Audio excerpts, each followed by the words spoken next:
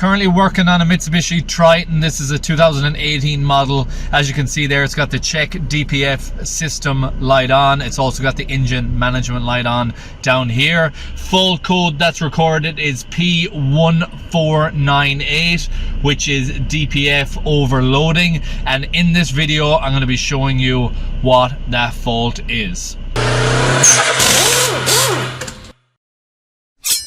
I'm going to do some initial checks. This vehicle is stuck in limp mode.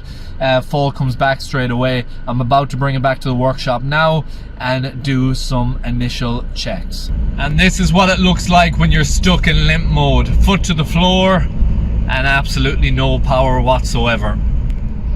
And when I get back to the workshop, I pop the bonnet straight away because I want to do some visual checks around the intercooler because I suspect that I may have an issue. I did hear a type of leak noise, an air blow off type noise when I was letting off the accelerator, and I'm visually checking the intercooler hoses here to see if I can find a fault.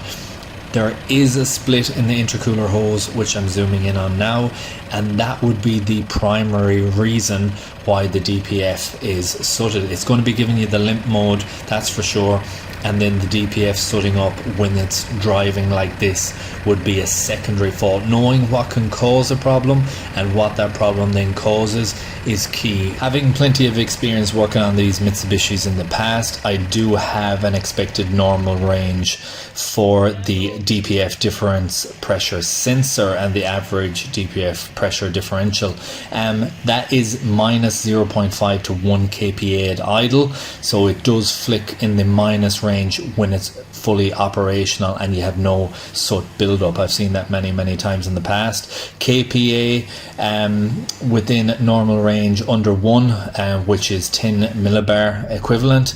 And if you look here, when it's revved, it's going to 4.5, 4. Now I would be expecting lower than that. I'm happy with, let's say 3.5, but when it's getting 5.5 and even upwards of 7, and if you look at the average of DPF pressure in the bottom, it goes all the way up to 8. So I know I have an issue and I'm going to need to do a service regeneration or a forced regeneration on this system after repair. Now, I said about getting the new part, spoke to the customer, I have it here, and this is a very straightforward process. A couple of clamps that need to be wound back out of the way.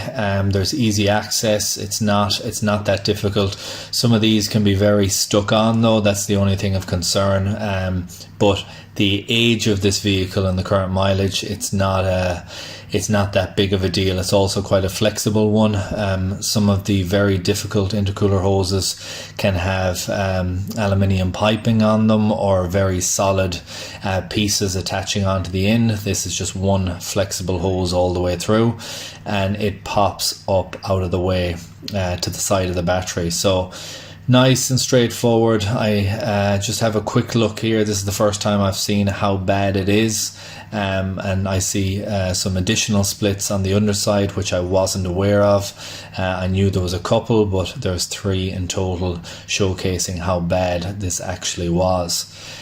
I then fit the new part into position and just recheck all of my work after it's installed. As always, I let the vehicle idle in the workshop and I'm checking some live data back and over.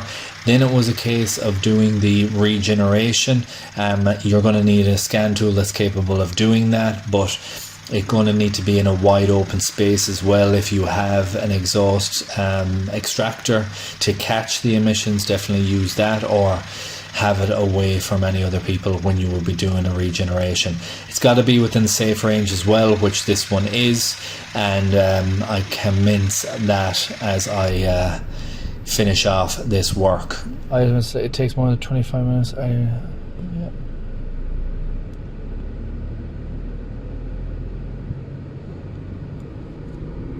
So now you're going to see this do the regeneration. I'm going to leave this to do its thing. Going to monitor while I'm on another vehicle, and I'll go back to it again later.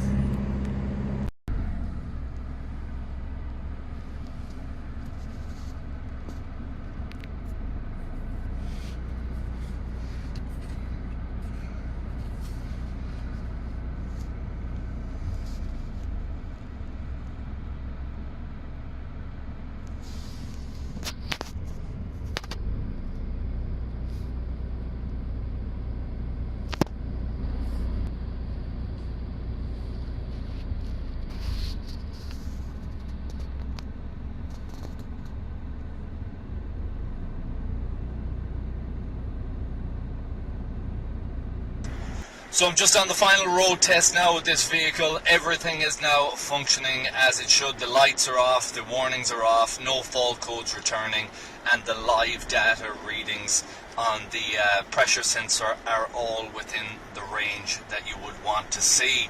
I'm going to be dropping this back to the customer soon, but a couple of things to be aware of when working on this type of system, a DPF overall, is you want to make sure that after you have the work done, that your oil level and the dilution is all good. I have done an oil filter change on this since.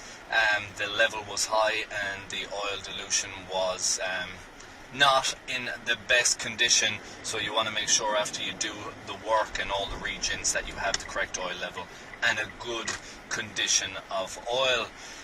The other things there, you want to monitor the system after doing the work, so you want to check the rest of the pipes around it. You want to check the pipes going to the pressure sensor, and you want to make sure that the readings that you're getting, that you're happy with before you give it back to the customer. With that said, I really hope you enjoyed this video. Hope you found it useful and informative. If you did, please like, share, comment and subscribe, and I hope to see you in the next one. Thanks for watching.